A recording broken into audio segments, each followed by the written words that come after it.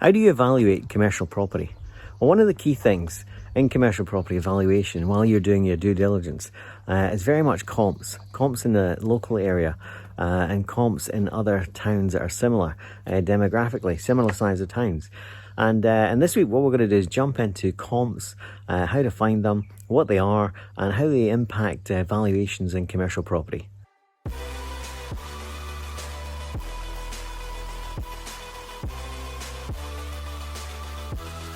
So comps. What are comps? Well, in a nutshell, property, as it says here, property values are based on rent and lease and tenant strength. So the terms of the lease, the strength of the tenant, i.e. a co-op's a lot stronger than Bob the Barber, i.e. a Starbucks may be stronger, may not be stronger, because it might be a franchise. And it might be a new franchise with a brand new company. So is that stronger? Potentially not. So you really have to know who the actual tenant is, not the brand above the door. So if property values are based on these predominantly these three things, the rent, the lease terms, and the tenant strength, then the first thing here, rentals are based on comps, comparables, deals that have happened recently. And comps are predominantly based on zoning. And zoning is really, really simple. I know this is a scary drawing. How are you getting there? I don't know about that. This is a scary drawing, but it's really, really simple. It's unbelievably simple, actually. So if you imagine this, imagine if you're about to buy a deal and the zone A is 30 quid, which zone A in England is the first 6 meters. It's 9 for Scotland. In Scotland, it's 9 meters. Why it's different, who knows? It's a bit crazy. But imagine if you're zone A and this is the most valuable part, is 30 quid. Yeah, but a recent deal is 20 quid and you've got your lease coming to an end in 18 months. That means your 30 quid in 18 months might go down to £20. Now, knowing that in advance of buying it is absolutely crucial and fundamental to making an evaluation decision, whether you want to spend more time and actually ultimately purchase something. So in a nutshell, just to go over this again, property values are based on rent, the terms of the lease, and the strength of the tenant. Now the rent obviously is quite easy to assess. The lease terms are easy to assess. You just need to read the lease. The tenant strength is basically, obviously we all understand a vape shop is not as strong as a co-op food, for example. I.e., what does that mean? Well, for example, a co-op food, if they give you a 15-year lease, you can almost guarantee, they're almost bomb-proof that they'll still be here in 15 years, paying the rent all the way, where the vape shop might not be. I still like vape shops. There's a great service-based cash business, and they're doing great and expanding up and down the UK over the last kind of 4 or 5 years. So I really like them, plugging a hole in the market. But, so property values are based on these three things. Rentals are, the first part are based on comps, and comps are calculated via zoning. So this, in a nutshell, is what zoning is. If this is a box of property, commercial property, the first 6 meters of this property in England, in Scotland, that would be 9 meters. It's actually 6.1, but let's just keep it as 6 meters. So the first 6 meters is what's called ITZA, which is basically zone A. So first 6 meters are your full value.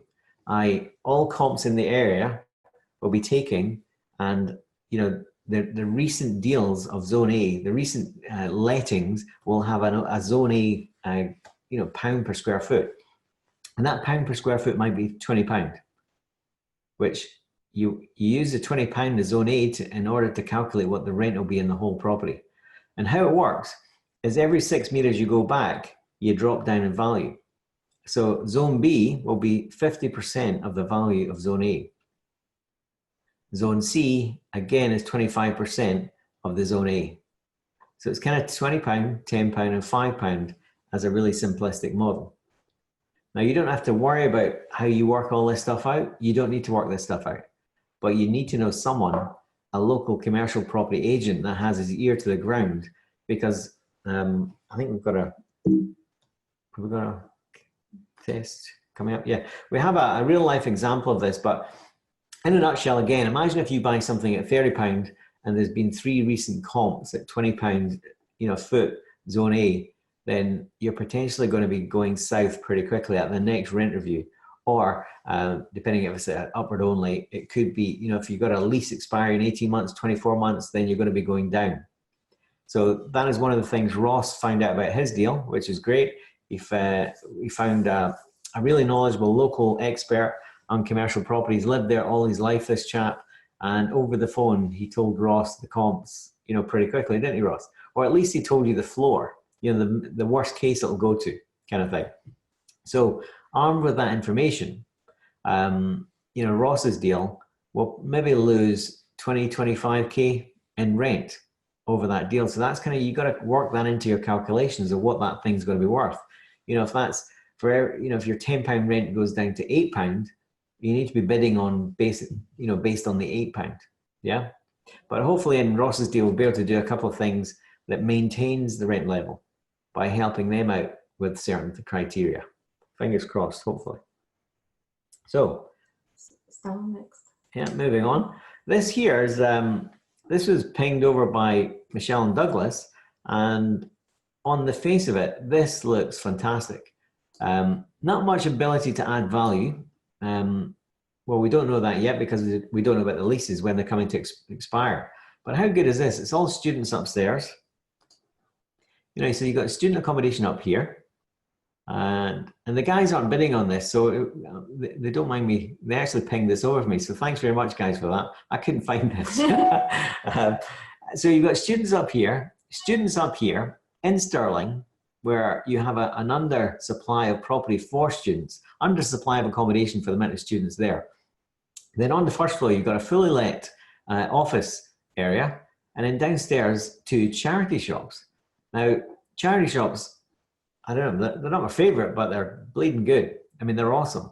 A charity shop, for example, does not pay for stock, does not pay for staff, and they don't pay for rates. There's not a lot of overheads left to actually make that business work. So that's pretty cool. And an office in here, it's fully lit, it's great, 2 floors of students, absolutely fantastic.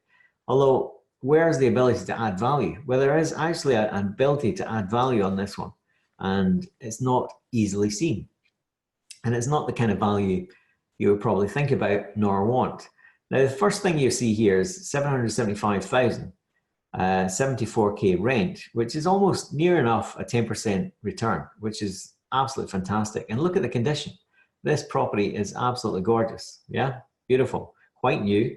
Here it is in Stirling, really good location as well. And it's gonna, there's going to be no repairs going forward for quite a long time. But there's one fly in the ointment of this deal of why you must stay away from this. And this is an experienced landlord that has the ability to anticipate what's going to happen. And he's trying to, extract himself from this asset before that inevitability actually, hits this asset and downgrades both the rent and the value. Now, what that is, we'll have a look on the next slide. Nobody else trying again. No.